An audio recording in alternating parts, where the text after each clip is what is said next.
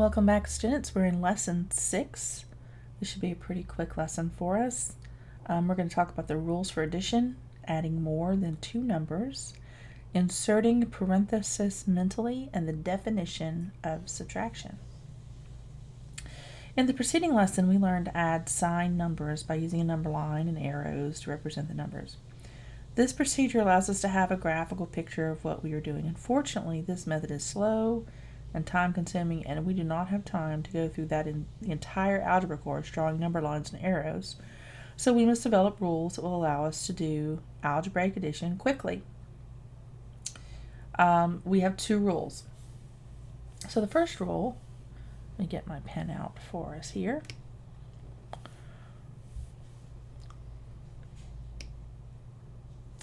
Our first rule, rule number 1, I'm not sure why it's not working. There we go. Rule number 1 is that when we have the, come on pen, the same sign,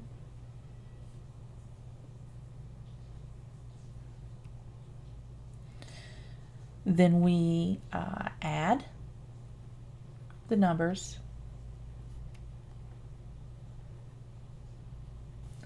and keep the sign.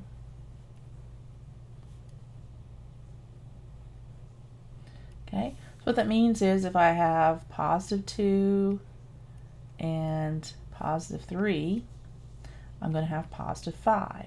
Okay, same sign for both numbers, add them together, keep the sign. Same thing here. If I have negative 1 and negative 4, same sign, I add the numbers together and I keep the sign, and that's negative 5. Okay, rule number 2. When we have different signs,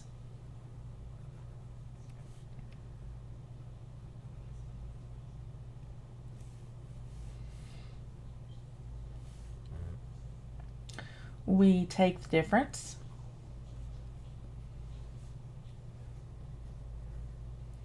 between the numbers and use the sign of the larger number.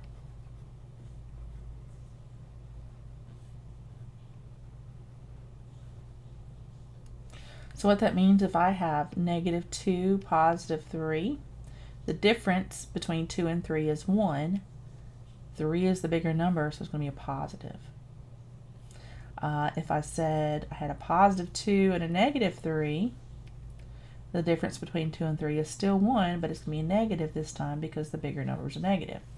If I have negative 1, positive 4, the difference between those two numbers is 3, and it's going to be a positive 3 because 4 is the bigger number and it's positive.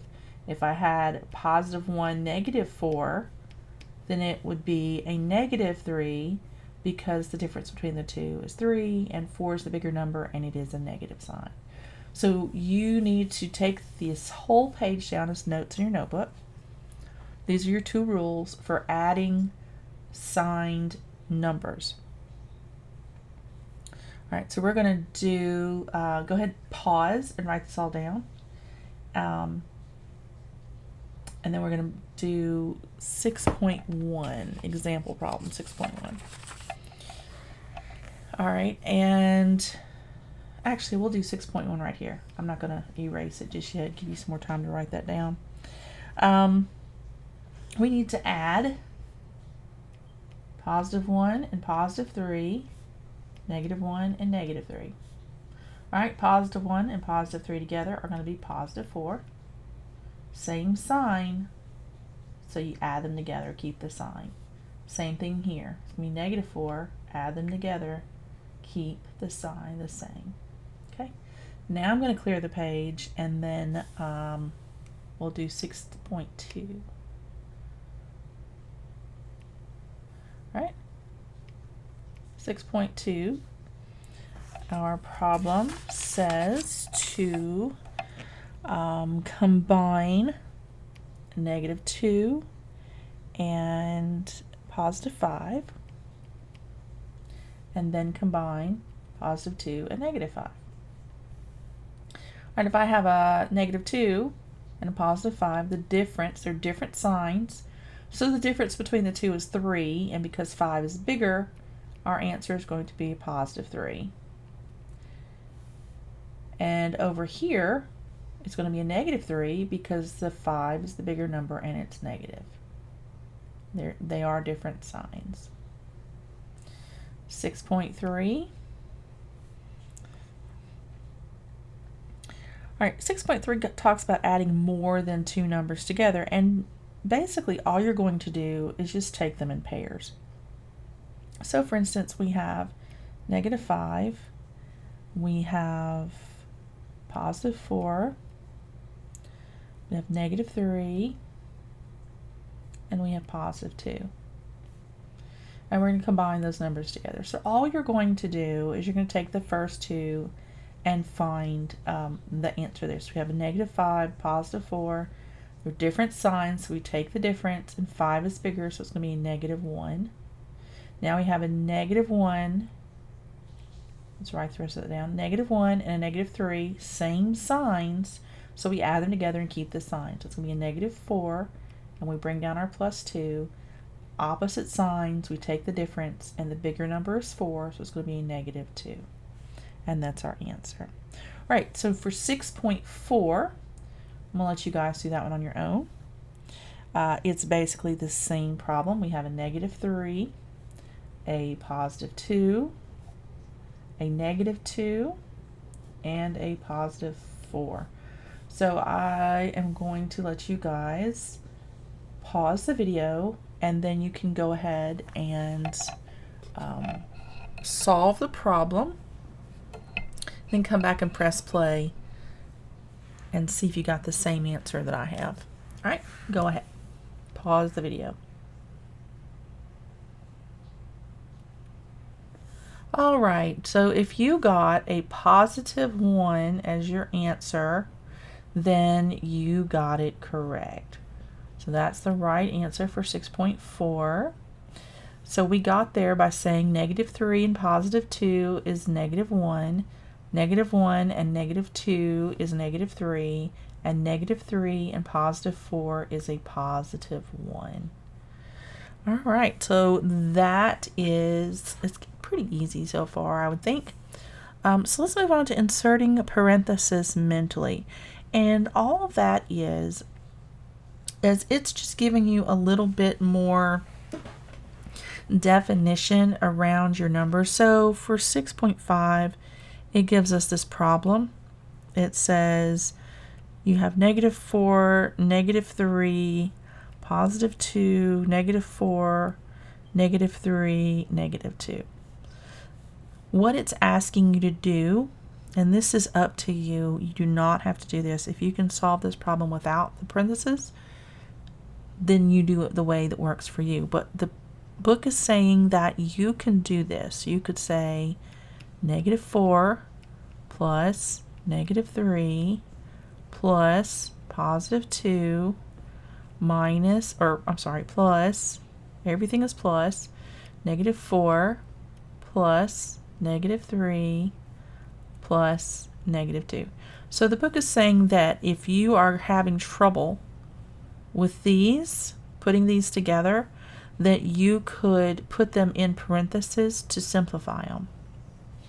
There's also an illustration of the fact that we are combining numbers. Everything is addition. Subtraction is just the combining of a negative number. That's what it's trying to illustrate here. If this works for you, if this helps you to see what you're doing better, then you can use this method. If the method we used in 6.4 works better for you, or if it's faster for you and you still get the right answer, then you can use that method.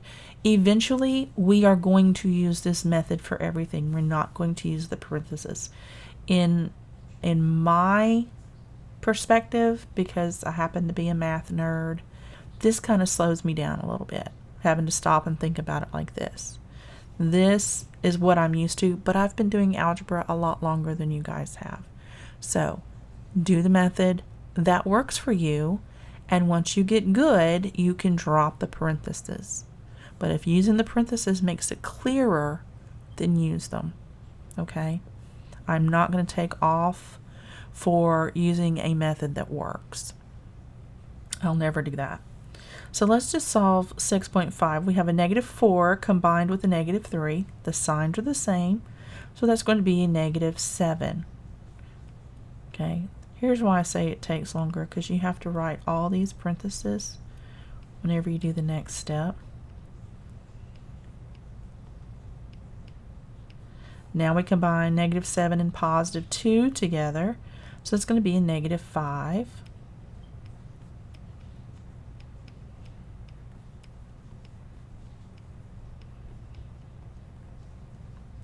Then we have -5 and -4, that's a -9.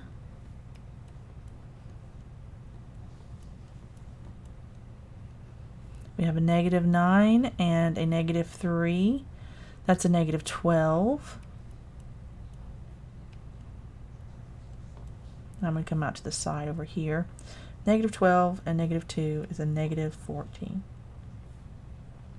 And that should be the answer that you got for that problem. Alright, let's move on to, we have another problem here, 6.6. And it's more of the same.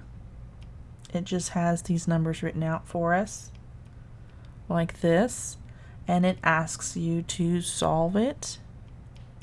It's pretty straightforward. It has you putting parentheses around these. You don't have to if you don't want to, but if you want to, if that helps you, go for it. I'm just going to go ahead and run through it. -2 +11 is 9. 9 minus 4, or that's 9 and a -4, that's going to be a +5. +5, +3, that's an 8. 8, -2, that's 6. And that's the correct answer. Alright, we have one more. I'm going to clear the page. Pause if you need to write anything down or if I'm going too fast. And then press play when you are ready to start the next page.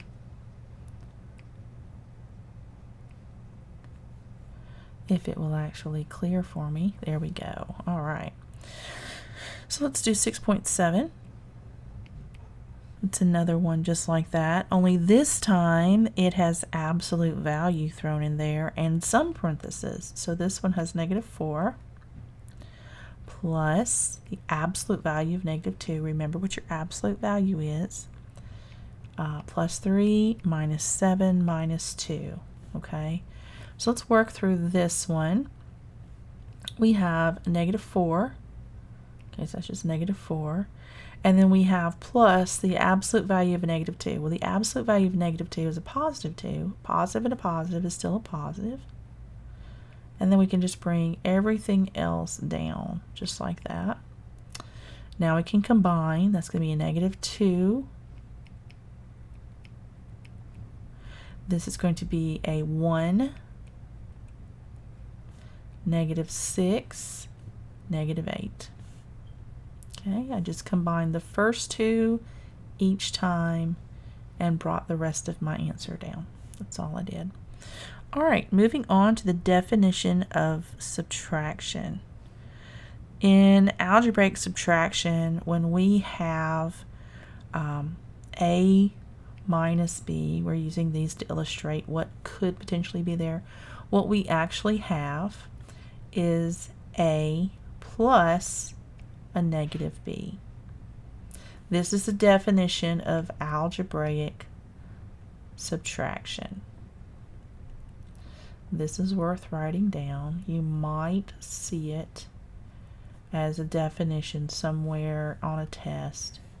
So take that down. Make sure you put that in your notebook. This is the same as this. So again, if you want to use the parentheses, go for it. You don't have to. You can just use subtraction. It's perfectly fine. Alright, and that is all we have for lesson 6. If you have any questions, feel free to contact me, and I will see you in lesson 7.